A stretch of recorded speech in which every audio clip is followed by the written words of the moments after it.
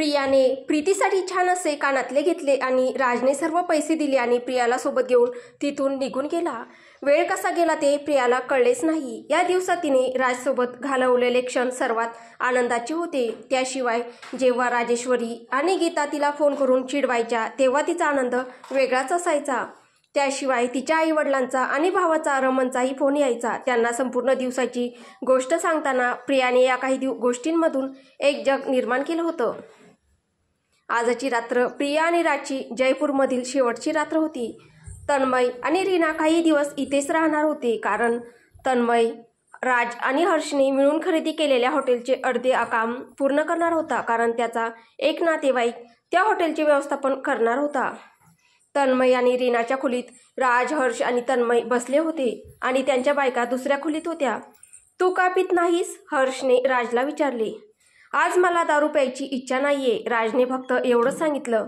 पण प्रियाने त्याला केलेली विनंती तो दारू न पिण्यामागचं कारण होती।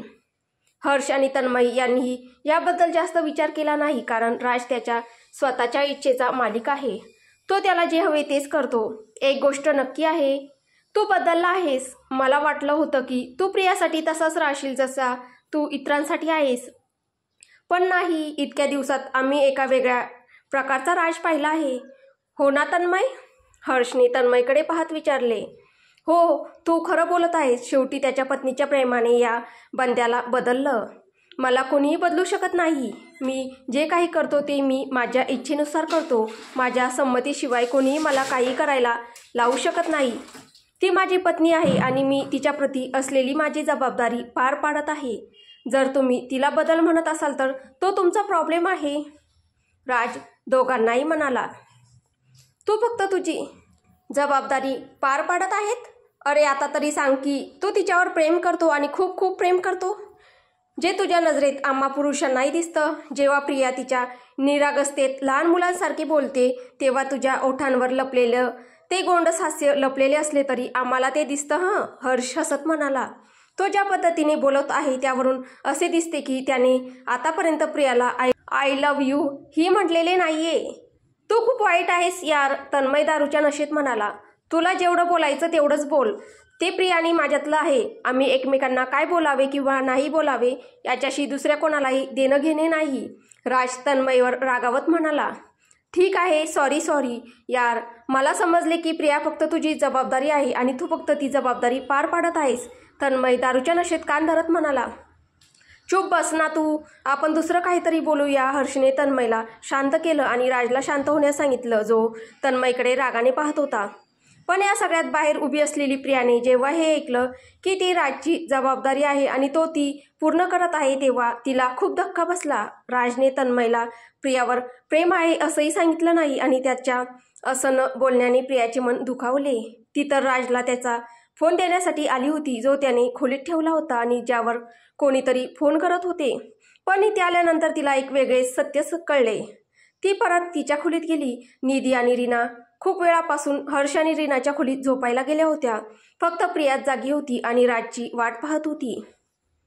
खोलीत येऊन तिने राजचा फोन बेडसाईड टेबलवर ठेवला आणि स्वतः बेडवर बसली। तिने तिचे दोन्ही पाय मोडपून छातीजवळ घेतले आणि राजसोबतच्या लग्नापासून ते आजपर्यंतच्या तिच्या सर्व आठवणी आठवल्या। दुःखापासून आनंदापर्यंतचा प्रत्येक प्रसंग तिला आठवला आणि मग तिच्या कानात फक्त एकच शब्द घुमत राहिला, जबाबदारी। आतापर्यंत प्रियाला वाटत होते की राज जे काही करतो ते त्याच्या स्वभावामुळे करतो, मग ते रागावणे असो, ओरडणे असो किंवा रागवणे असो किंवा तिच्यावर प्रेम करणे असो। पण आज प्रियाने जे ऐकले त्यानंतर ती प्रत्येक घटनेला जोडून एक कथा रचत राहिली। लग्नाआधी राज प्रियाशी फारसा बोलत नव्हता। लग्न होईपर्यंत ते एकत्र बाहेरही जात नव्हते। लग्नानंतर बऱ्याच दिवसांनी त्यांची मधुचंद्राची रात्र आली आणि तीही तेव्हा जेव्हा राज दारू पिऊन होता। लग्नानंतर राज कधीही प्रियाच्या घरी गेला नाही, ना तो तिच्या कुटुंबाशी जास्त बोलला, ना तो त्यांना कुठेही भेटला, ना त्याने प्रियाला कधीही आय लव्ह यू म्हटले। आता जबाबदारी ऐकल्यानंतर प्रियाला फक्त याच गोष्टी आठवत होत्या आणि राजने आतापर्यंत तिच्याशी कसे प्रेमाने वागवले होते किंवा त्याने तिच्यावर कसे प्रेम केले होते। तो तिच्याशी कसा बोलला होता हे सर्व प्रियाला विश्वासघात वाटू लागले. तिला वाटले की तिने बांधलेला प्रेमाचा महाल तिच्या स्वप्नांचा काचेचा बनलेला होता, जो तुटला आणि तो तोडणारा राजच होता. हे सर्व विचार करून ती किती काळ स्वतःवर नियंत्रण ठेवू शकेल? ती रडू लागली. तिला या भ्रमात खूप आनंद झाला की राज कदाचित ते बोलणार नाही, पण तो तिच्यावर खूप प्रेम करतो. पण आज तो भ्रम तुटला होता हे विचार करून आणि राजची आठवण करून ती रडत होती. ती राजवर पूर्वीपेक्षा जास्त प्रेम करत होती, पण आज त्याच राजने तिला सर्वात जास्त दुखावले. आता मी कधी तुमच्याकडे प्रेम मागणार नाही राज, मला भीक नाही पाहिजे. मी तुमची जबाबदारी आहे, म्हणून आता मी पण फक्त तुमची पत्नी म्हणून जबाबदारी पार पाडेल. मी कधीही तुम्हाला काहीही मागणार नाही, कधीही तुम्हाला काही करण्यास सांगणार नाही किंवा मला कुठेही घेऊन जाण्यास सांगणार नाही. मी कदाचित त्या प्रकारची मुलगी नसेल ज्याच्यावर तुम्ही प्रेम करू शकता. तुम्ही अशा मुलांसारखा असू शकता जे त्यांच्या कुटुंबाच्या मर्जीने पण अनिच्छेने लग्न करतात. मी समजले आहे की मी तुमच्यावर लादलेली जबाबदारी आहे. आता तुम्हाला दिसेल की मी तुम्हाला कधीही काहीही बोलणार नाही. खरंच राजची निष्पाप राणी लहान मुलांसारखी बोलत होती. राजच्या बोलण्याने तिला खूप वाईट वाटले. जेव्हा राज त्याच्या खोलीत परत आला तेव्हा त्याने पाहिले की दरवाजा आतून बंद नव्हता. प्रियावर रागावण्याआधीच त्याने पाहिले की प्रिया झोपली आहे. राजने घड्याळाकडे पाहिले तर रात्रीचे 12 वाजले होते. त्याची पत्नी जी त्याची रात्री 1:30 वाजेपर्यंत वाट पाहत होती ती आज झोपली आहे हे पाहून त्याला थोडे आश्चर्य वाटले, पण त्याला त्याची फारशी पर्वा नव्हती. हो, तो तिच्यावर रागावला होता की तिने झोपण्यापूर्वी आतून दरवाजा बंद केला नाही, ज्याबद्दल तो सकाळी तिला बोलणार होता. कपडे बदलून राज आला आणि प्रियाच्या शेजारी झोपला. थोडा वेळ फोन पाहिल्यानंतर तो प्रियाकडे वळला. प्रियाची पाठ राजकडे होती. राज थोडा वेळ प्रियाच्या उघड्या रेशमी केसांशी खेळू लागला. मग तो प्रियाच्या थोडा जवळ गेला आणि तिच्या डोक्यावरून हात फिरवत स्वतःशी म्हणाला, तू माझ्यासाठी काय आहे हे मी सर्वांना का सांगावे? तू माझी आहेस असे म्हणणे पुरेसे आहे की तू माझ्यासाठी काय आहे हे सांगण्यासाठी? राजने प्रियाच्या गालाचे हळूवार चुंबन घेतले आणि नंतर त्याच्या बाजूला वळून झोपी गेला. सकाळ झाली तेव्हा प्रिया सर्वात आधी उठली तर राज अजूनही झोपलेला होता. प्रिया तयार होताना राजच्या चेहऱ्याकडे पाहत होती आणि रात्रीची घटना आठवत होती. राजने बोललेले आठवताच तिचे डोळे पाणावले. आंघोळ करतानाही ती खूप रडली होती. तिला खूप प्रेम होते राजवर, पण आता त्याच्या विरुद्ध तितक्याच तक्रारी होत्या. पण आता तिला राजविरुद्ध तक्रार करायची इच्छा नव्हती. थोड्या वेळाने जेव्हा राजला जाग आली तेव्हा त्याने पाहिले की प्रिया संध्याकाळी निघायचे असल्याने कपडे पॅक करत होती. राज उठला आणि बाथरूममध्ये गेला. त्याने दात घासले आणि बाहेर येऊन नाश्ता ऑर्डर करण्यासाठी फोन केला. फोन ठेवल्यानंतर त्याने प्रियाकडे पाहिले जी तिचे कपडे पॅक करण्यात व्यस्त होती. नॉर्मली ती राज उठताच त्याच्याशी काही ना काही बोलायची. तू आता सामान का पॅक करत आहेस? नाश्ता झाल्यावर कर.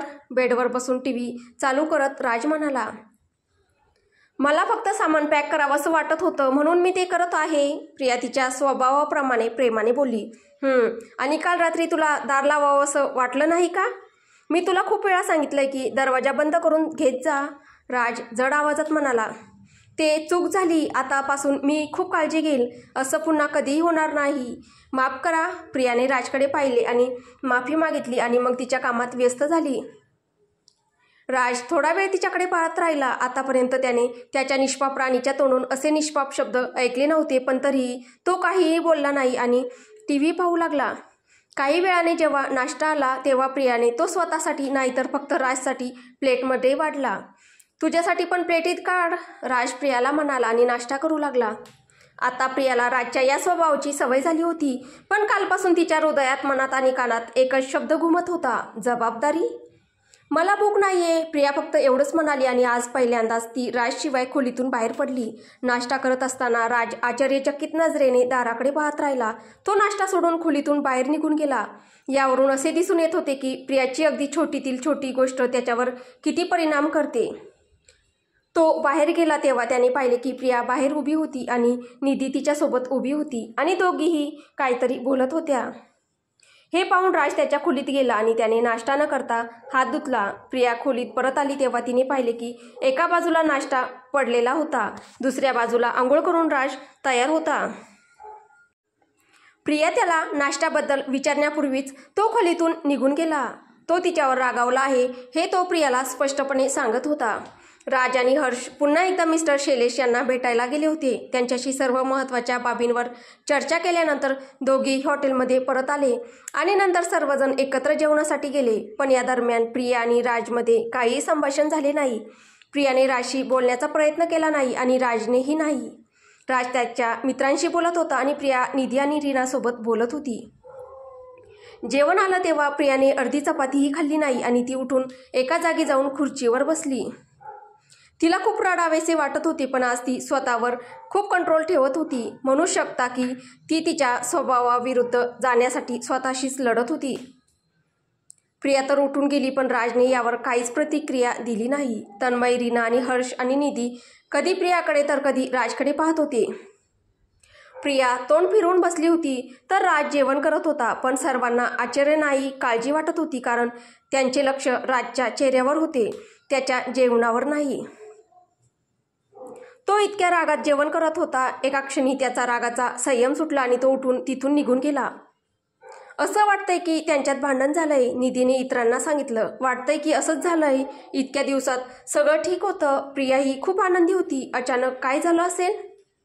मी बोलतो त्याच्याशी, हर्षने रीनाला म्हटले आणि उठून बाहेर गेला. रीना आणि निधीही प्रियाशी बोलण्यासाठी गेल्या, पण ती फक्त हसली आणि म्हणाली की काही झाले नाही.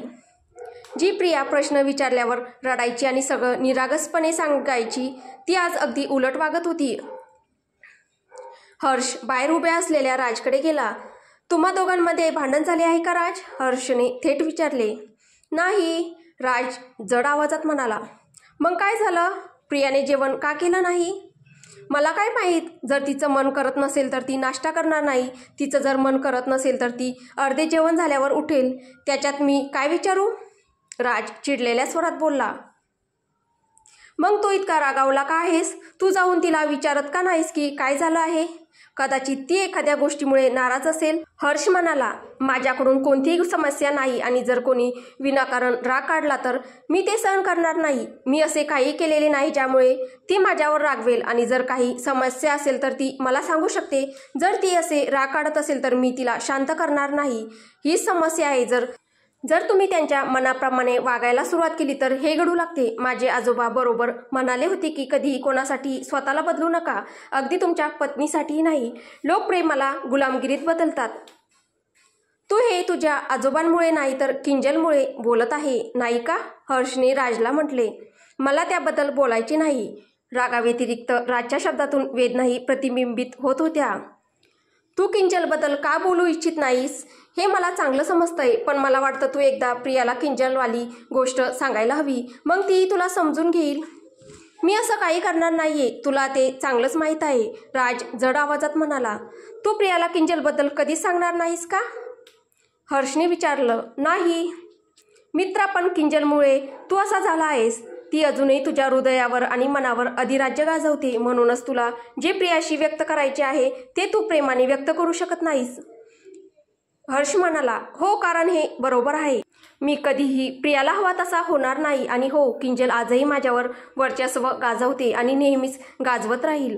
मी नेहमीच जसा आहे तसंच राहीन. मला कोणीही बदलू शकत नाही, प्रियाही नाही. आणि तू वारंवार का म्हणत आहेस सांग म्हणून मला किंजलबद्दल? तुला माहीत नाही का मी तिला का सांगितलं नाहीये? राज रागाने म्हणाला. मला माहीत आहे मित्रा, किंजल आणि तिचे शब्द तुझ्यासाठी किती महत्त्वाचे आहेत. पण हर्ष बोलत बोलत मागे फिरत असताना त्याची नजर मागे उभ्या असलेल्या प्रियावर पडली. तिच्या डोळ्यातून ते स्पष्ट दिसत होते की तिने संपूर्ण गोष्ट ऐकली आहे. प्रिया? हर्षच्या तोंडून फक्त एवढंच बाहेर पडलं आणि हे ऐकून राज पटकन मागे वळला आणि प्रियाला पाहून तो थोडा आश्चर्यचकित झाला. हर्ष काळजीत दिसत होता. तो कधी प्रियाकडे तर कधी राजकडे पाहत होता आणि त्याच दरम्यान प्रिया हळूहळू राजच्या अगदी जवळ आली आणि राजचा हात धरून तिच्या हृदयावर ठेवला, ज्यामुळे किंजलबद्दल ऐकून प्रियाचे हृदय किती जोरात धडधडत आहे हे राजला कळले. कोण कोण कोण आहे किंजल? राज भरलेल्या गळ्याने अडखळत प्रियाने विचारले. हे ऐकून राजचा चेहरा पूर्णपणे भावनाशून्य झाला आणि काही वेळाने त्याच्या चेहऱ्यावर पुन्हा वेदना दिसू लागल्या. किंजलचे नाव ऐकताच राजच्या चेहऱ्यावर दिसणारे दुःख पाहून प्रियाचे हृदय तुटले. तिनेही कधी स्वतःच्या बाबतीत राजच्या माध्यमातून अनुभवले नव्हते. हर्षने तिथून लगेच निघून जाणे योग्य मानले. तो तिथून निघून गेला. बोला ना राज, कोण आहे किंज? याच्यानंतर मला हा प्रश्न कधीही विचारू नकोस. कधीच नाही, राजने प्रियाला थांबवत असे म्हटले आणि तिच्या छातीवरून हात काढून तो तिथून निघून गेला. आणि प्रिया तशीच तिथे उभी राहिली. जयपूर ते आग्रा प्रवासादरम्यान राज किंवा प्रिया दोघेही एकमेकांशी बोलले नाहीत. एकीकडे प्रिया आतून तुटून रडत होती तर दुसरीकडे राज शांत होता आणि त्याची शांतता प्रियाला अधिक रडवत होती. गोष्ट अशी होती की काही कारणास्तव फ्लाईटला उशीर झाला होता, म्हणून राज आणि प्रिया रात्री उशिरा घरी पोहोचले आणि म्हणून राजेश्वरी किंवा इतर कोणी त्यांना त्रास दिला नाही आणि त्यांना त्यांच्या खोलीत झोपायला पाठवले. खोलीत आल्यानंतर प्रिया राजकडे पाहत होती. अशी आशा होती की राजने एकदा तिच्याकडे पाहिले तर त्याला समजेल की तिला राजला किती प्रश्न विचारायचे आहेत. पण राज काही बोलत नव्हता किंवा प्रियाकडे पाहत नव्हता. तो स्वतःच त्याची बॅग अनपॅक करू लागला. तुम्ही ते राहू द्या, मी ते करेन, प्रिया गुदमरलेल्या आवाजात म्हणाली. नाही, मी करेन, प्रियाचा हात थांबवत राज म्हणाला. तुम्ही असं का करतायत? प्रिया पुन्हा रडू लागली. आता इथे प्रियाची चूक नाहीये. ती राजवर खूप प्रेम करते आणि ती त्याची उदासीनता सहन करू शकत नाही किंवा जेव्हा राज तिच्याकडे किंवा त्याच्या शब्दांकडे दुर्लक्ष करतो तेव्हा तिचे मन दुखावते आणि ओरडण्याऐवजी किंवा भांडण्याऐवजी ती रडू लागते आणि हा तिचा स्वभाव होता.